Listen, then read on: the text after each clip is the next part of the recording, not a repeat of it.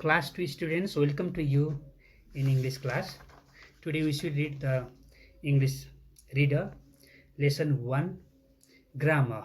Okay, all of you should look the page number 15.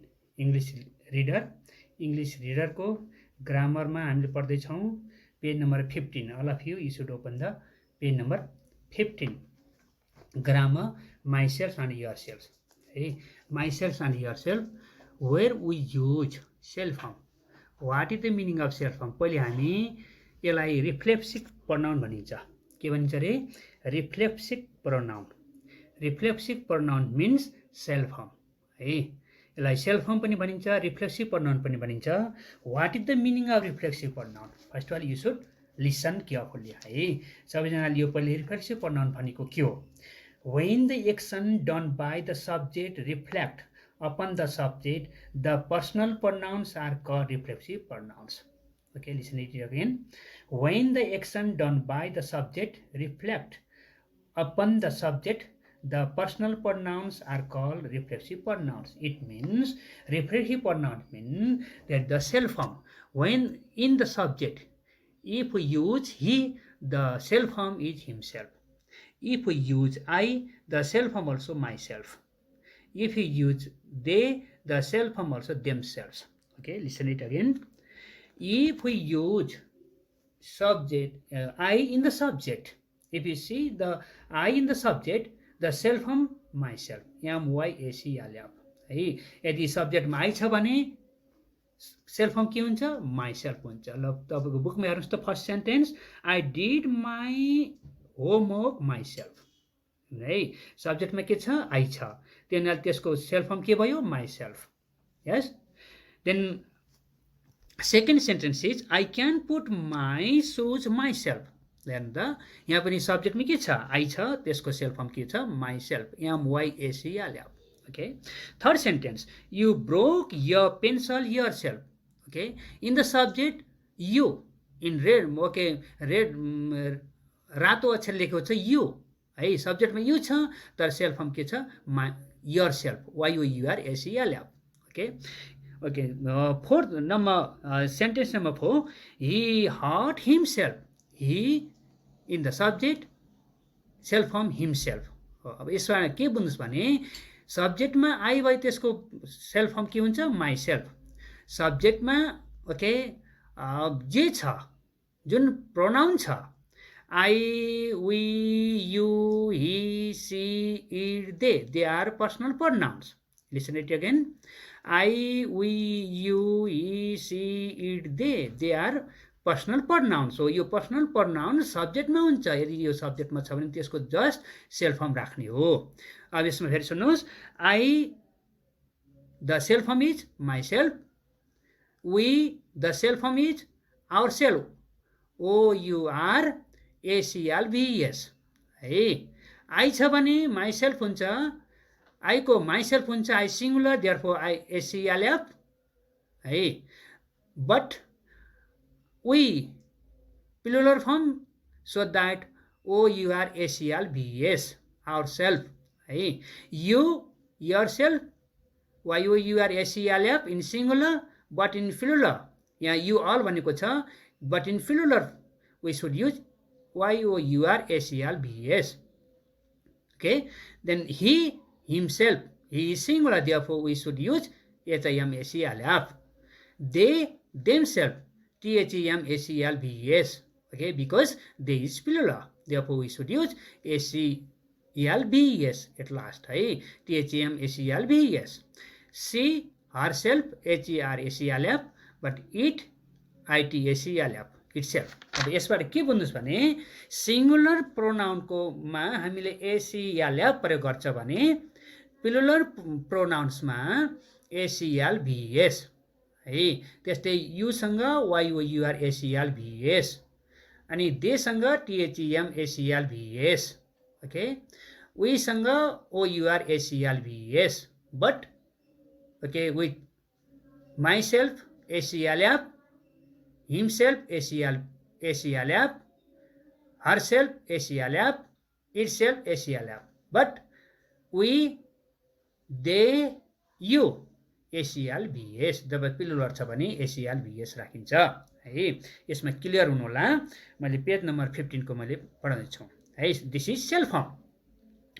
Self form जब सब्जेक्टमा जुन छ त्यसको सेल्फ फर्म युज गर्ने हो। जस्तै आई को माई सेल्फ हुन्छ, यु को यर सेल्फ हुन्छ, सरी वी को आवर सेल्फ हुन्छ, यु को यर सेल्फ हुन्छ, ही को हिम सेल्फ, सी को हर सेल्फ, इट को इट सेल्फ, दे को them self. Okay, then we should read from your book. Okay, singular reflexive pronouns in ACLF, while plural reflexive pronouns in ACLVS. I have already told you. है singular प्रोनाउनमा हामीले ACLF प्रयोग गरिन्छ, plural प्रोनाउनमा ACLVS प्रयोग गरिन्छ। She was alone and spoke. She was alone and spoke to herself. अन्त सब्जेक्टमा के छ? सी छ, त्यस कारणले हामीले यहाँ सेल्फ फर्म के गर्यो? HERACLF है। Second, they build the road by themselves. अन्त सब्जेक्टमा के छ? दे छ, therefore the self form is THEMACLVS है। Themselves because they is plural, therefore ACLVS, but she is singular, therefore ACLF। Okay, are you clear or not? Then you should read. Then number 1, which of the words are reflexive pronoun? Circle them. अन्त कुन चाहिँ reflexive pronoun हो त्यसलाई circle गर्नुहोस् है।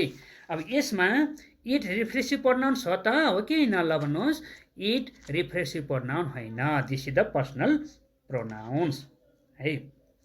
अन्त it होइन, my सेल्फमा circle लगाउनुहोस्, my self. Her reflexive pronoun होइन, हिम सेल्फमा सर्कल लगाउनुहोस्, हिम सेल्फ हो। अनि देम सेल्फ हो, अनि हर सेल्फ हो, आवर सेल्फ हो, इट सेल्फ हो, यर सेल्फ हो। They are reflexive pronouns. जहाँ ACLVS छ र ACLF छ त्यो रिफ्लेक्सिभ प्रोनाउन छ है। फेरि सुन्नुहोस् यहाँ। Okay, myself is reflexive pronoun, himself is reflexive pronouns, themself is reflexive pronouns, herself also reflexive. Okay, ourself also you can surf this is reflexive. Okay, then itself reflexive pronouns and yourself reflexive pronouns, but you don't circle it, her, them, us, ya है। यिनीहरू reflexive pronoun होइन। जहाँ ACLF र ACLVS प्रयोग हुन्छ, सरी जोडिन्छ, त्यो रिफ्लेक्सिभ प्रोनाउन्स हो।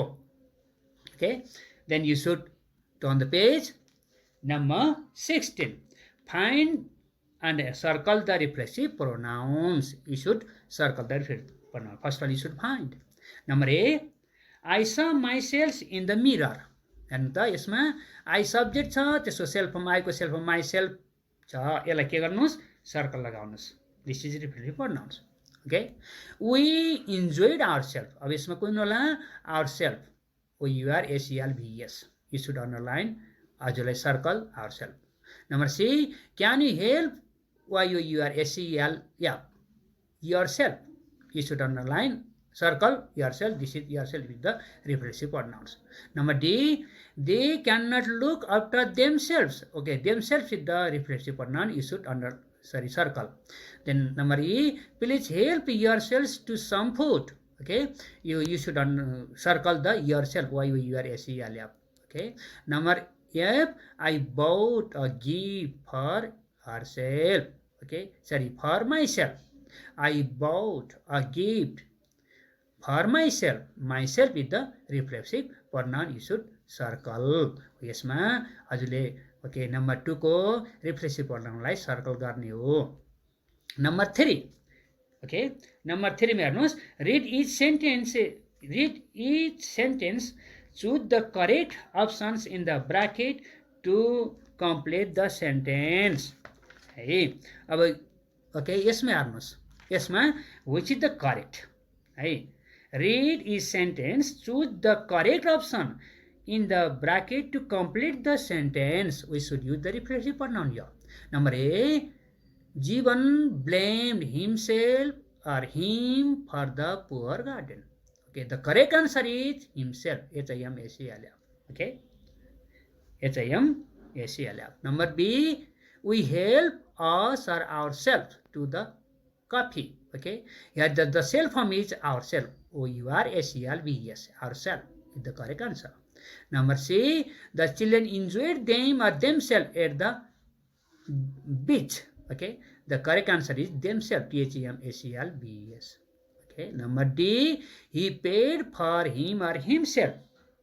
Okay, the correct answer is himself. Number D को himself, HIMSELF है, सेल्फ हम ट्याक्क एसिएलएफ र एसिएलभिएस जुनमा छ त्यही नै करेक्ट आन्सर हुन्छ है। Number E, you will hurt you अनि yourself, YOUR S E L F is the correct answer. Number F, she locked the door, her or herself. Okay, the correct answer is herself, HERSELF. The number G, the cat caught the mouse itself. Okay, itself, not it. Itself is the correct answer.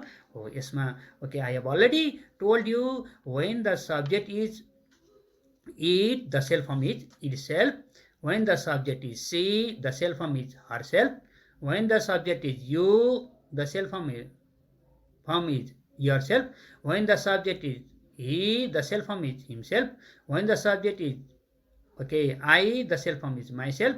When the subject is we, the self form is ourself. When the subject is they, the self form is themselves. Okay, the cat लाई हामीले itself गर्ने हो है। Okay, you should look the page number 17 है। अब 17 मा हेर्नुहोस्, 17 मा के छ भन्नुहुन्छ नम्बर 4 को write a sentence with each reflexive pronouns. ल हजुरले अब हजुरको काम हो यो, you should do the exercise yourself, you should make the sentence yourself using self form. जस्तै हिमसेल्फको यहाँ इक्जाम्पल दियो, he cooked his dinner himself. Okay, number B मा छ yourself, you should prepare the sentence using yourself है। अब हजुरहरूले यसको बारेमा सेन्टेन्स बनाएर पठाउनु होला है। अब अर्को हेर्नुहोस् नम्बर 5 मा, arrange the words in purpose order to make meaningful sentence. Okay, यो सेन्टेन्स अरेन्ज गर्ने हो है, सेन्टेन्स अरेन्ज गर्ने हो। First of all you should find out the subject, verb अनि अब्जेक्ट है। नम्बर 1 मा हेर्नु त, ओके 5 नम्बर ए, Mukul by himself lives. And the first one, we should find out the Mukul. Subject, LIVES, lives by himself. Okay, the correct answer is, the correct sentence is, Mukul lives by himself. Okay, number B, you shouldn't by yourself go there. Okay, you should arrange the sentence. You should not go there by yourself. YOURSELF. You should not go there by yourself. Number C, build the house by ourselves we will. Okay, the correct sentence is, we will build the house by ourselves. Listen it again. We will build the house by ourselves. Number D. Number D, by itself the dog came home. The dog came home by itself. The dog came home by itself. Number E. Number E, I by myself don't like eating. The correct sentence is, I don't like eating by myself. I don't like eating by myself. I don't like eating by myself. Okay, number F, number 8, cooked the dinner by herself. She cooked the dinner herself. She cooked the dinner herself. She cooked the dinner herself. Okay, by herself. Number G. Number G last year, no? I by myself the supermarket went to. I went to the supermarket by myself. I went to the supermarket by myself. Okay, you should do this all exercise. I have already told the answer, but you should do yourself. मैले answer भनिनँ number 4 को, आफै sentence बनाउनु होला। यसमा आज हामी के पढ्यौँ भन्नुहुन्छ भने सेल्फ फर्म है। ग्रामरमा सेल्फ फर्म भनेको यो रिडरमा पढेका छौँ है, यो ग्रामर बुक होइन, यसमा नि ग्रामर टपिक पढ्नुपर्ने हुन्छ। रिडरमा हामी पढ्यौँ self form, where which you self form है। यसलाई रिफ्लेक्सिभ प्रनाउन पनि भनिन्छ, सेल्फ फर्म पनि भनिन्छ। जब सब्जेक्टमा जे छ त्यसैको सेल्फ फर्म राख्ने हो। सिङ्गुलर सब्जेक्टमा हामीले एसिएलएफ गरिन्छ, प्लुरल सब्जेक्टमा हामीले एसिएलबिएस गरिन्छ है, यो याद गर्नुहोस् अनि यो सबै कम्प्लिट गर्नुहोस्। Okay, very very thank you. ल आजलाई यति, फेरि अर्को लेसनमा भेटौँला।